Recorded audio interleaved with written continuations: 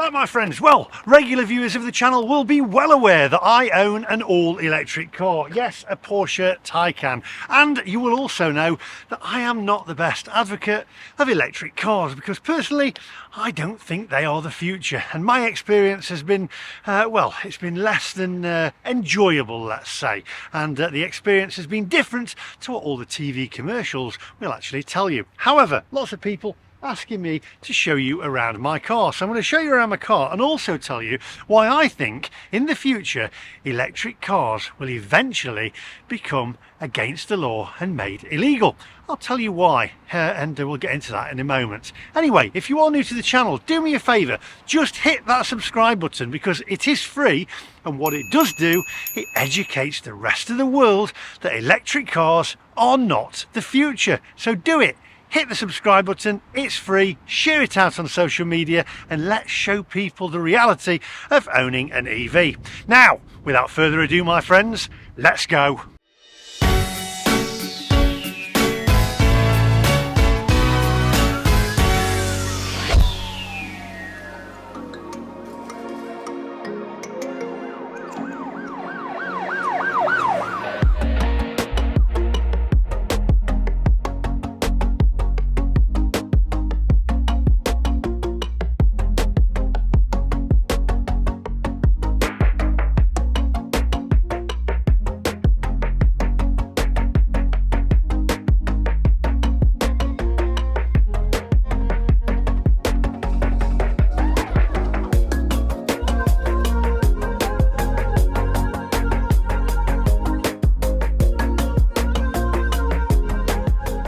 Right, well, first things first, they don't have an engine. So in the front, lots of people asking what's actually in the front of here. I think it's actually called a frunk or something like that. So we'll open it up and I'll show you. Here we go. Let's open this up and away we go. So have a look inside. Right, so in the front here, well, the Boxster used to have this. It used to have a frunk in it as well, and also a boot in the back. But in the front of here, each side there, you've got under there, you've got your little tow bar thing under there. And then this side here, you've also got a little hazard warning symbol there for when it breaks down, before it bursts into flames. And then here, you've actually got a charging kit, which is really heavy there. And that is so if you are taken by surprise and you run out of electricity and you're near somebody's home, you can actually plug that into a wall socket, and it'll just wait around for about 24 hours, 28 hours for it to charge. Anyway, let's go and have a look in the boot.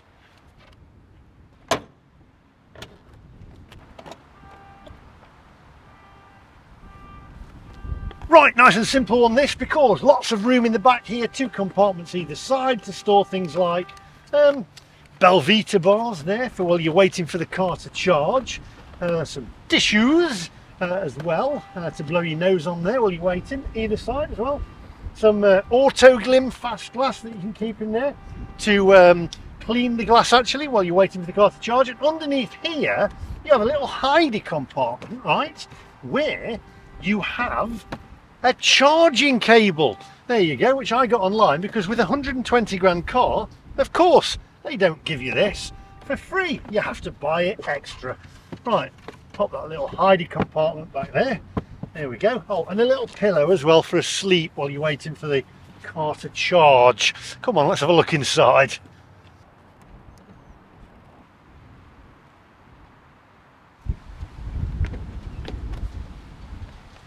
Right, come on then, jump in the back and I'll show you how much space there is, etc. And there's a little screen as well to take even more power and battery. Come on. Oh. Right, well, come further in and I'll show you the screen, etc. on the back. And I'm 6'4", by the way, so headroom's not bad. Get in. Oh, you're there. I need you to come this side. Have a look at the screen back here. Right, so on the screen back here you will see for each side, for the right hand back seat, you've got your climate controls, you've got seat heating there, so heated back seats. I'm not sure actually what that does. Oh, display settings, there we go. Display brightness, energy saving mode, touch tone settings, etc. so we can go back there. Let's get rid of that. It's like a little computer screen, and you've also got auto, or you can change the fan speeds, etc. On each side. We'll go for auto there. Air conditioning on. These vents don't actually move, and I'll show you why in a minute, and why I think eventually electric cars will be made against the law, but I will show you. So there we go. So that's the screen in the back. Right, also in the back here, look, we've got armrest with the cup holders in there. 2 little cup holders, 1 for each side. Room's not too bad in the back. I am 6'4.5", so plenty of leg room there. Headroom's not too bad. I've got the glass roof on this one as well. You got a little hook there for your coat, for the travelling salesman. You know what, those salesmen that go around in the daytime, they always like to put the coats in the back, don't they? Have a little coat hanger in the back. They used to do it in a Mondeo, didn't they, years ago? You used to have a Mondeo and they'd hang the coat up in the back. I did it, and then they had the Filofax. Remember that in the 80s? Anyway, let's head in the front, and I'll tell you why I think eventually electric cars will be made against the law. I'm getting to it. Come on, let's have a look. Trying to look cool getting out my electric car, but the thing is, if you've got an electric car, you don't look cool in the first place. Let's get in the front.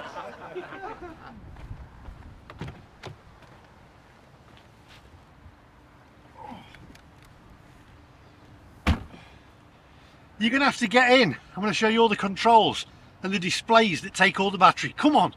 Oh, there you are. Right, okay, right. Let's go through all the displays. There are quite a few displays. There is a passenger display over there, which only works when there is a passenger in the seat there.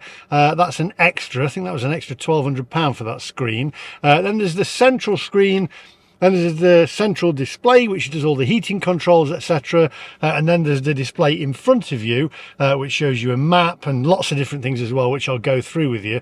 And don't worry, I'm getting to why I think eventually these electric cars will be against the law. So turn around from here and I'll show you. Right, okay, so first things first, we've got the display there, the head display, which is the main display that shows you your speed, which is in the middle there, just here, that's your speed. And then over here it tells you speed limits, etc. And here, all this you can program, and I've got Apple CarPlay there, tells me the percentage of my battery, how many miles I've got down here, etc. And then on here, I can use this, that will change what I want up here, look, so I can have traffic signs showing in there, or G-force, for the amount of G-force that the car has when I'm accelerating. Also G-force max, I don't think I've used that one. There we go, maximum G-force. And then you've got assistance systems on there as well, so that'll keep you in the central reservation, etc. Lane assist, and then we'll go back to, I like to keep the traffic signs on there. And then if we go across to the middle there, you'll like this bit. Okay, so you've got manual zoom, or you can zoom in on the map there. And also this map shows you where all your charge points are. So when I'm driving around, and I did the drive from John O'Groats to Land's End, I can actually see where all the charge points are. And also, you'll see a blue line around here, and that means the maximum distance that I can go and the range that I can go with the charge that I've actually got in. We shall go back again, and then I can change, if I just set that, let me go back in again. Go back, and then I scroll up. You can have map, or you can have extended map and have the whole screen as a map if you want. I don't like that. I like it to go for reduced is just the actual speed there, so you've got nothing else but the speed. I like to keep it on. You've got powerometer as well, so that'll give you a powerometer there. I like to go for map, that stays in the middle there. And then on this side you can change from media, drive mode, etc., sport, chrono, trip, and also your navigation as well. So if you're using the inbuilt navigation, I'm not going to go through all them, but basically on here as well, you've got your park down there, and you've got your temperature at that side, etc. Now let's go through to the center screen. Right, so we've got the central screen here, quite a lot of things to go through. I'm not going to go through everything exactly. You've got your Apple CarPlay there, which brings up my Waze, which I like to use because that tells me where all the police are, etc. So that's all your Apple CarPlay.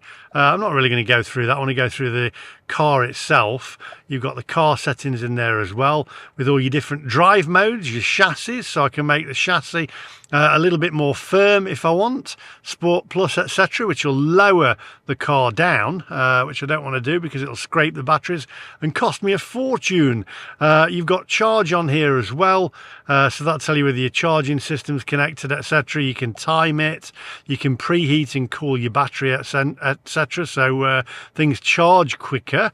If I go through to here, you've got notifications. You've also got settings in here as well for displays, etc., like this, central displays.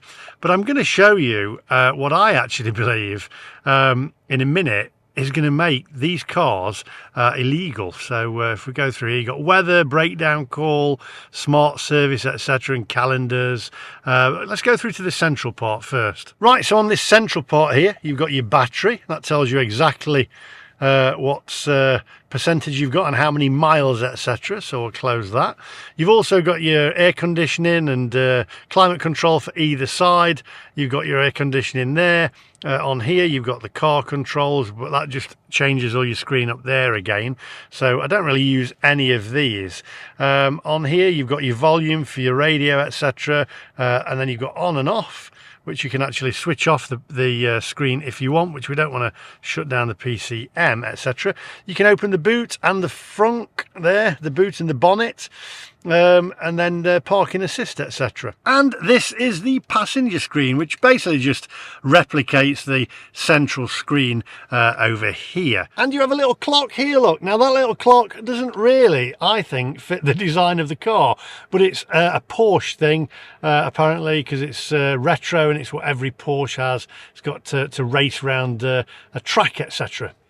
Right, now I'm going to show you what I actually think is absolute madness. It really is. It's crazy. It's like, what's the word for it, the phrase for it? It's form over function with these cars, because literally we've taken away all the dials and literally gone over the top with electronic devices and screens. I mean, first of all, these screens take power, so I don't understand it. The more screens they put in, the less range you're going to get, surely, because of all the screens are going to take more battery and more power. But one thing that really winds me up, and I'm sure most of you out there will agree with me, right? The air conditioning and the air in here and the vents, right? None of these vents move, right? None of them move. I'm trying to move this vent here and it doesn't move. It's set, it's stuck there. And if you want to move these vents to the side here, they don't move. If you want them to waft onto the window and clear the window or blow into your face, it doesn't work. Or if you want to blow the heat onto your feet, there's nothing to do it there. It's all through the entertainment system here, so you have to take your eyes off of the road, and I'll show you right now. Right, so if you want to change the air conditioning, right, so say we've got on here, I've actually got AirPlay on, okay, so I've got Apple CarPlay on there, and I want to change the heater, and I want it to blow onto one of the windows or onto my face because I'm cold, etc. So I have to come into here and press home again there, and I have to go into air conditioning, and then on here, this is all your ventilation controls. So rather than me just moving a lever and pointing it towards my face or the window, I now have to go into these controls and move them about like that. So it's all digital and you move it about. And if I want it onto my feet down there, I have to blow it down there and it changes the direction of the actual heat or the cool if it's summer, etc. So everything in here, and you've also got focused and individual in there as well. So focused changes it there, individual is my individual settings, or diffuse there as well for the windows, etc. But you've actually got to literally go in and change how you want it to be if you want it to face up to the windows there. So while I'm doing this, I'm actually taking my eyes off of the road, which is absolute madness. It really is. Right, so there you go. I mean, it's illegal to use a mobile phone, a handheld mobile phone, while you're driving. Even if you put it in a cradle here, you're not allowed. I don't think you're allowed to do that either. You cannot touch a mobile phone or do anything with a mobile phone while you're driving. Yet these cars, these electric cars, these electric vehicles, and especially the Tesla as well, the Tesla has a massive great iPad in the middle of it. You can't even see the actual speed that you're doing on a Tesla there in front of your eyes. You've got to take your eyes off of the road to go to an iPad that's to the left of you. And then I said that on a previous video where I was actually test driving a Tesla, and you've got all the Tesla drivers sticking up saying, oh yes, well I think you'll find you can buy an aftermarket screen to put there. If you're paying for a car, why would you buy an aftermarket screen and put it in there, or have a heads-up display on the screen? Just put the screen in front of you. But even so with this car, with the Porsche Taycan, I find myself now, when it's cold now, especially the colder days, I'm wanting to warm my feet up or clear the windscreen, and as I'm driving along, I'm having to take my eyes off of the road here and one of my hands off of the wheel as well to start diffusing and moving where the ventilation goes to and where the air goes to, rather than just taking my hand off quickly and just moving it over there and pointing it up to the window. Job done. You've got to go through all the different menu systems, and then while you're doing that, it's seconds off of the road. So that's where I think these cars eventually will be made illegal. Parts of it will be made illegal. And if it isn't at the moment. I believe it should be. You shouldn't be able to touch any of these screens while you're driving. And I think the motor manufacturers of these electric cars should just put back the dials, the knobs and the dials on the car, so that you don't have to take your eyes off of the road. It's dangerous. It really is. We're not allowed to use mobile phones, so why should we be allowed to use these screens? And why are we being made? I mean, why take away? Why take away just a lever and a knob up there and it's done? It's madness. It's form over function. I think that's the right phrase for it. Complete madness. And all this, it just takes extra power as well. Take away a lot of the screens, put back the knobs and buttons, and it just, because they just work, don't they, basically? So there you go. That's a quick look around my Porsche Taycan all electric car. I could have gone more in depth with it, but it gives you a basic idea of it. And I believe that really it's going too far, isn't it? And what do you think? Let me know in the comment section down below. Should all this nonsense be made illegal? Should electric car drivers be made to not touch their screens while they're driving? Especially Tesla users who's got a whacking great iPad in the middle. That's even more so. There's even less knobs and buttons. At least there is a few knobs and buttons on this. On the Tesla, I think it's even worse. There's hardly anything. So there you go. That's all from me today. Thank you for watching. Do hit the subscribe button. Lots more EV content coming your way, just to show you how ridiculous and pathetic these cars really are. So do me a favor, share it on all your social media, push it out there and hit that subscribe button, and I'll see you guys in the next one. Bye bye.